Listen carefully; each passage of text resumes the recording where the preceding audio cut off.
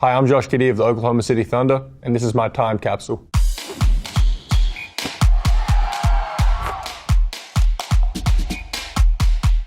"12.5 points, 7.5 rebounds, and 6.5 assists. I'm averaging 16 points, 8 rebounds, and 6 assists. I have 340,000 Instagram followers, and I have 495,000 TikTok followers. Instagram, I have, I think, about 430-something thousand followers. TikTok is about 750,000 followers. My last post was like a little photo dump, just a bunch of photos from the last, 2 or 3 weeks. I like to do that every so often. I gave my Instagram away earlier this year. I didn't want to see anything on social media. Nothing bad was happening or anything. I just wanted to get off it. I'm back on it now. I just felt like I was missing out on so much. I want to achieve as many wins as possible with our team.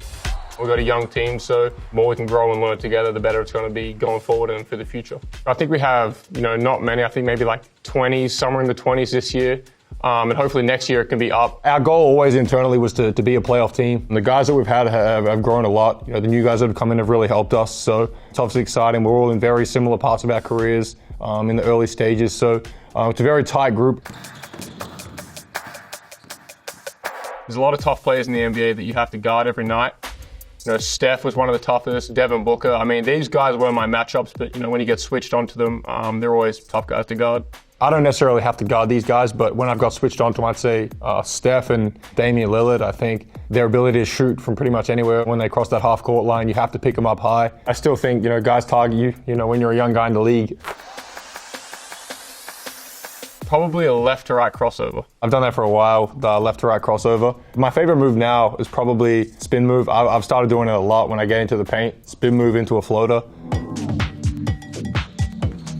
I'd say smart, IQ, and pass first. I'm not the most athletic, not the fastest, strongest guy, but I think, those things you can't really be taught. I'm a lot bigger than the average guard at that size. I do things, my own way.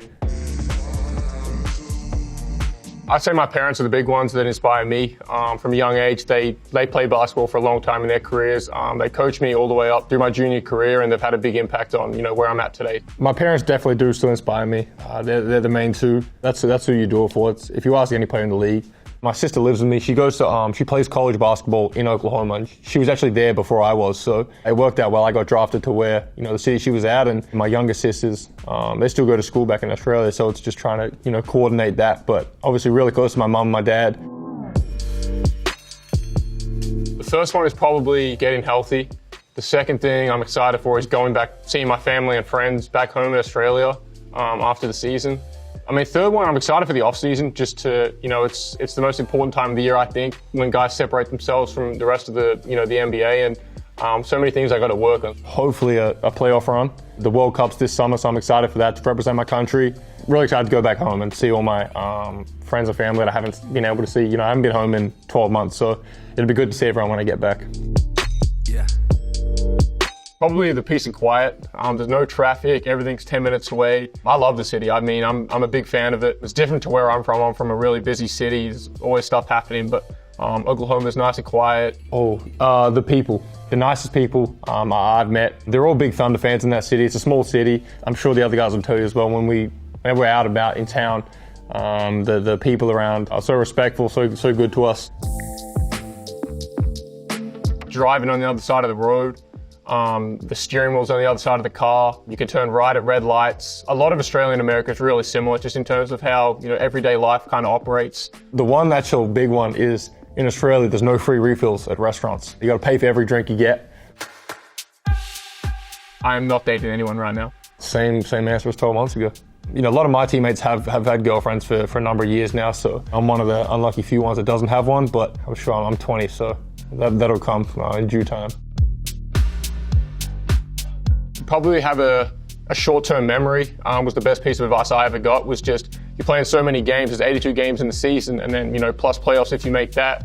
You can't dwell on one game or one bad possession. The one thing I've heard a lot is keep the main thing the main thing. In my case is, keep basketball the main thing. At this point in my career, there's a lot of distractions in this lifestyle, and for a young guy that's, you're trying to cement yourself in the NBA, you want to keep basketball the number one priority.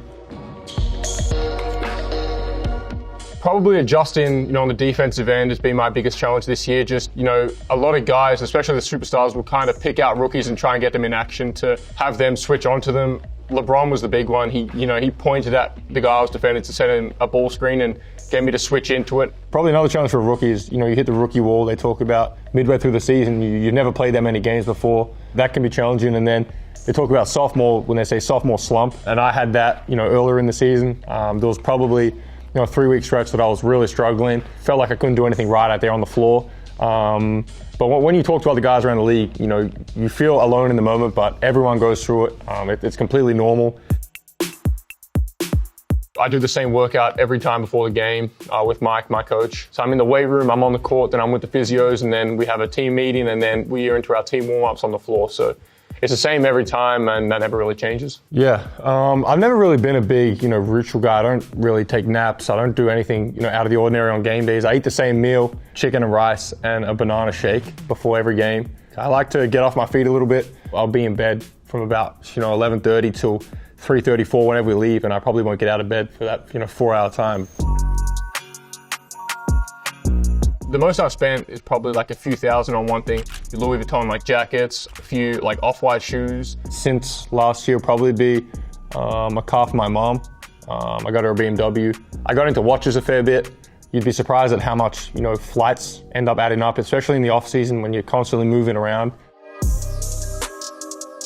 I'd say Louis Vuitton and Dior probably two. My favorite Dior piece would probably be I have this puffer jacket. My favorite Louis Vuitton thing would probably be this denim jacket that I have. I've wore a lot of Balenciaga last couple of years. I like designer brands, but there's also other brands. Rick Owens I've got into a fair bit.